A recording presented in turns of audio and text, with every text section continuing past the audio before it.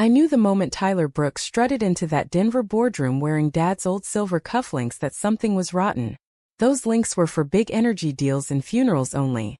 Seeing them on his wrist felt like watching a stranger wear your father's wedding ring. When he smiled that polished CEO grin and said, "Your consulting agreement is under review," I didn't flinch. I'd already seen it coming.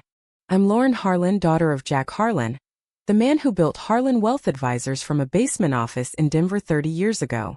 He grew it the Western way, handshakes over coffee with oil executives and family offices across the Rockies.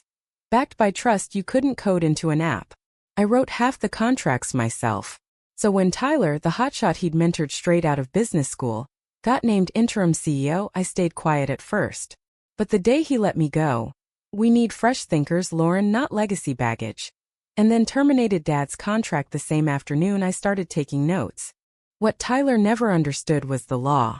Every major client had signed their NDAs and data custody agreements exclusively with Dad's separate entity, Harlan Legacy LLC.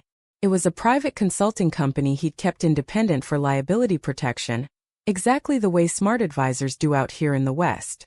The main firm handled day-to-day billing, but the real relationships lived in Dad's LLC. Legally bulletproof under Colorado and federal statutes, the company had zero claim. 3 days later, Dad showed up at my little house in Golden with a chessboard and a worn leather folder. We played like always, me white, him black, Sicilian defense. While I moved my pawn, he slid the folder across. "Never theirs," he said quietly. Inside were the originals. That night the calls started. First, Rocky Mountain Energy Group, our $180 million cornerstone client. Their general counsel was polite but firm. "Access suspended.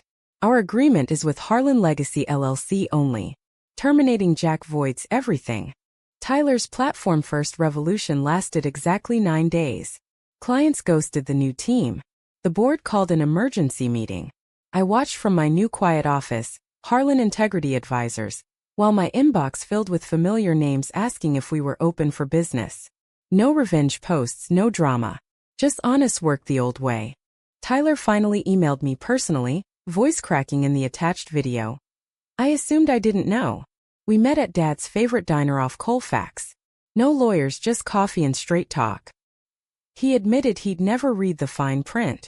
Dad looked at him, not angry, just tired, and said, "Titles don't own trust, son. People do." We could have crushed him. Instead, we offered a clean transition plan. I took the lead clients under my LLC. Dad came back part-time as senior advisor. Tyler stepped down gracefully and stayed on as junior partner, learning the real job. The board agreed because it saved the firm. Last week, Dad and I sat on the porch swing watching the Front Range turn gold. He raised his mug and smiled. "We didn't win by taking anything back, Lauren. We just reminded everyone that legacy isn't a company name on the door. It's the relationships you protect, and the next generation you teach to protect them too." Turns out the best revenge isn't destruction. It's building something stronger together.